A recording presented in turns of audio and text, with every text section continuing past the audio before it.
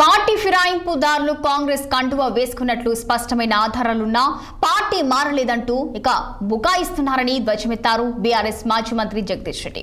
Telangana assembly సెక్రటరీని BRS ఎమ్మెల్యేలు కలిశారు. స్పీకర్ గడ్డం ప్రసాద్ కుమార్ అందుబాటులో లేకపోవడంతో అసెంబ్లీ సెక్రటరీని కలిసి పలు ఆధారాలు సమర్పించారు. పార్టీ మారిన ఎమ్మెల్యేలు కాంగ్రెస్ కండువా కప్పుకున్న ఆధారాలతో పాటు కాంగ్రెస్ మీటింగ్ లో పాల్గొన్నటువంటి వీడియోలను సెక్రటరీకి అందజేశారు. అసెంబ్లీకి వెళ్లిన వారిలో మాజీ మంత్రి జగదీష్ రెడ్డి, వివేక్ గౌడ్, చింతా ప్రభాకర్ ఉన్నారు.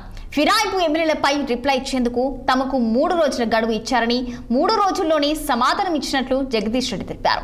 ఫిరాయింపుదారులు ఇంకా బీఆర్ఎస్ లో ఉంటున్నామంటున్నారని, అయితే పార్టీ కార్యక్రమాల్లో ఎందుకు పాల్గొనడం లేదని వారిని సూటిగా ప్రశ్నించారు మాజీ మంత్రి జగదీష్ రెడ్డి. తర్వాత బీఆర్ఎస్ పార్టీకి రాజీనామా చేస్తున్నామని చెప్పకపోయినప్పటికీ కాంగ్రెస్ పార్టీలో చేరి పార్టీ ఫిరాయించిన 10 మంది శాసనసభ్యుల పైన మేము ఏదైతే స్పీకర్ గారు చర్య తీసుకొని వారిని అనర్హులుగా ప్రకటించాలని చెప్పి వారిపైన మేము కంప్లైంట్ చేసినాము.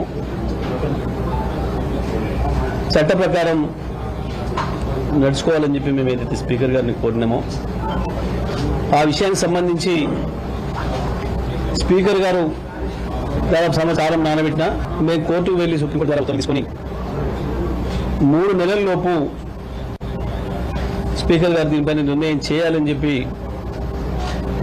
సుప్రీంకోర్టు ఏదైతే ఉత్తర్వులు ఇచ్చిందో స్పీకర్ గారి మధ్యన ఒక 15 రోజుల క్రితం వాళ్ళకి నోటీసులు ఇవ్వడం, దాంట్లో కొంతమంది మళ్ళీ స్పీకర్ గారికి సమాధానం చెప్తూ సరే మేము అమాయకులం, మాకేం తెలియదు అని చెప్పి మాకు ఇంకా కేసీఆర్ గారి పైన విశ్వాసం ఉంది, బీఆర్ఎస్ పార్టీ పైన నమ్మకం ఉంది అని చెప్పి ఏదైతే సమాధానాలు ఇచ్చిందో దాన్ని మళ్ళీ మాకు స్పీకర్ గారు పంపించి మేము ఎవరైతే దీనికి మీరు ఇంకా ఏమైనా రిజైండర్లు ఉన్నాయా, మీరు ఈ రకమైన సమాధానం చెప్పారు, మాకు మీరు ఇంకేమైనా చెప్తారా దీనిపైన అని చెప్పి వారు ఇచ్చిన సమాధానం కాపీని మాకు పంపిస్తూ 3 రోజులు గడువిస్తూ మీ సమాధానం చెప్పండి, ఇంత మించి గడువు కోరే అవకాశం కూడా లేదు అని కూడా వారు చెప్పాను.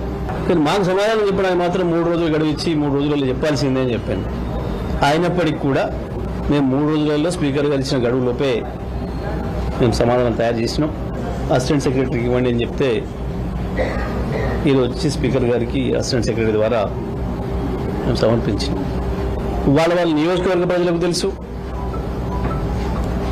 రాష్ట్రంలో ఉన్న ప్రజలందరికీ కూడా తెలుసు వారి భాగవతం అంతా కూడా. కానీ ఇప్పటికీ కూడా మేము పార్టీ మారలేదు. మేము ముఖ్యమంత్రి గారు నియోజకవర్గ అభివృద్ధి కార్యక్రమం పోతే ముఖ్యమంత్రి గారు మేము పోయినందుకు గౌరవించాలి కాబట్టి మా మెడలో 3 రంగుల కండువా కప్పిండు. అది జాతీయ జెండా రంగులున్న కండువా, అది మేము కాంగ్రెస్ కండువా అనుకోలేదు కాబట్టి మేము ఏ తప్పు చేయలేదు.